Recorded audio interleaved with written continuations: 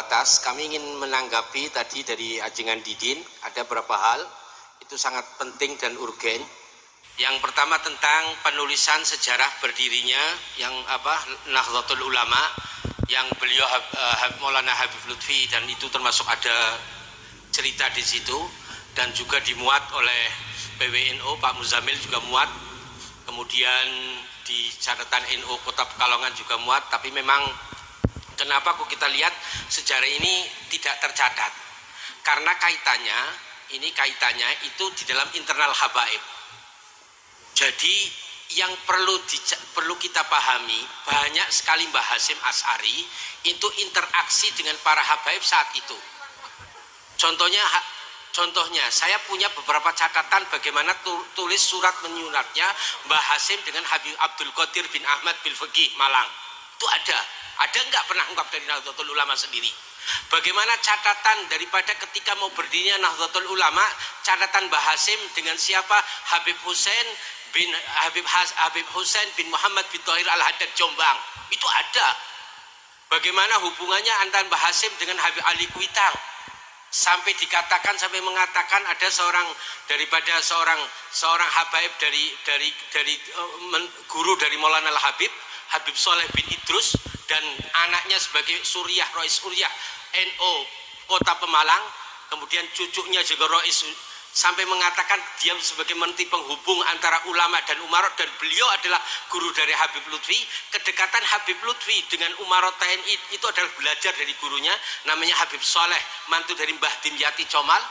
Itu pernah mengatakan ketika bagaimana daripada Habib Ali Kuitang mengatakan bahwa itu organisasinya ahli jannah dan diridhoi oleh Allah Subhanahu wa taala. Oh, kalau begitu saya dan anak-anak cucu saya masukkan kepada Nahdlatul Ulama. Apakah ada catatan-catatan semacam? Enggak ada. Sehingga makanya Habib Lutfi supaya tidak kepaten obor itu ungkapkan. Nah, tinggal kita, makanya akhir-akhir kemarin juga kita dari Watonah Pekalongan untuk menulis bagaimana perjuangan Nahdlatul Ulama 3 serangkai. Itu adalah Gus Dur, Kiai Haji Abdurrahman Wahid, Kiai Cirebon, Kiai Fuad Hasyim, dan Habib Lutfi. Karena saksi sejarahnya masih ada, beliau masih ada. Kalau sudah nggak ada Habib Lutfi, maka bagaimana kiprah 3 orang ini, perjuangan yang sangat luar biasa menjadi benteng-benteng Nahdlatul Ulama akan hilang. Tapi alhamdulillah kami dengan beberapa teman kami sebagai Matan Pekalongan, sebagai termasuk itu ikut panitia untuk ikut dari tim daripada penulisan sejarah itu. Nah, inilah mungkin penyebab daripada hilangnya daripada itu. Makanya ya dikembalikan, dan itu adalah andil daripada bagaimana, dan banyak sekali seambrek daripada sejarah. Makanya termasuk Gus Baha ketika hall daripada Hadratus Syekh di Jombang, justru dia banyak mengungkapkan bagaimana hubungan dari Mbah Hasyim daripada para guru-gurunya, khususnya dari para habaib itu. Kemudian yang kedua itu, kemudian tentang ilmu ronsen kuburan. Kenapa kok Ali bin Yahya? Ya. Kemudian yang kedua adalah tentang ilmu ronsen kuburan. Kenapa kok kita lihat kebanyakan daripada Ali Yahya? Itu jawaban kami, itu memang sebenarnya tidak banyak. Dari Bayi Saiban juga ada, dari Bakbud bagaimana. Nah, itu hebatnya Habib itu ngangkat bukan dari internal KI kampung, diangkat dari habaib pun.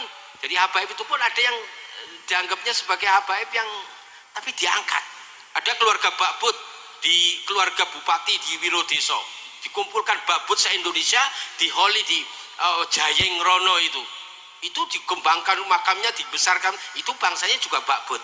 Tapi memang kebenaran ini Al Yahya, keluarga Habib Lutfi, memang keluarga Ningrat, keluarga Karaton, dan beda dengan Habib yang lain. Kalau kami rata-rata mayoritas habaib itu 1, 2, 3 sudah di Hadramut, tapi Habib Lutfi tidak. Habib Lutfi di Indonesia, Habib Ali ayahnya di Indonesia, Habib Hasyim di Indonesia, Habib Umar di Indramayu, Habib Toha di Ciledug, Habib Hasan di Singobarong, ayahnya di Semarang, baru di India, baru di Hadramut. Artinya mereka adalah para pejuang daripada pendiri daripada itu. Makanya ini bukan nepotisme, bukan, tapi profesional memang, karena memang kebenaran. Makanya Saya kira tidak sedemikian itu, dan itu adalah prosesnya harus diluruskan. Kemudian yang terakhir, ini memang Habib Lutfi itu mengangkat daripada kiai sangat luar biasa. Bagaimana saat kedatangan Habib Umar bin Hafid itu abah itu ngamuk sangat luar biasa. Saat pertama kali Habib Umar bin Hafid datang di Kanzus Sholawat, adalah yang dipertemukan adalah ulama menyambung bagaimana hubungan Hadramut dengan Indonesia, dengan dikumpulkannya, bagaimana menyambungkan dengan kiai-kiai, dan beliau tidak memprioritaskan dari para habaib.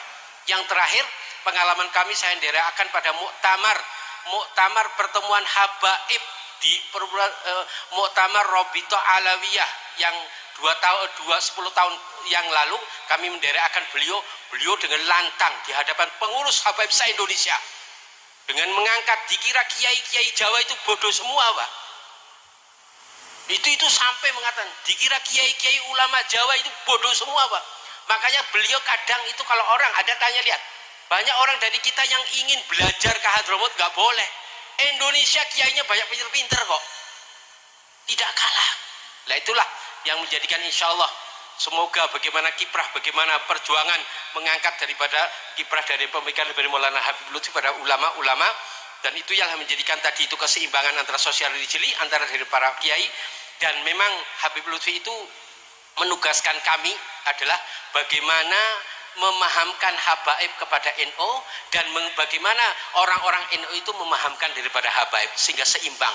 Dan ini adalah kekuatan dari bangsa negeri Indonesia. Kalau habaibnya sama kiai NU-nya hancur, maka itulah Indonesia akan hancur. Itulah mungkin demikian dari kami. Wallahu a'lam bishawab.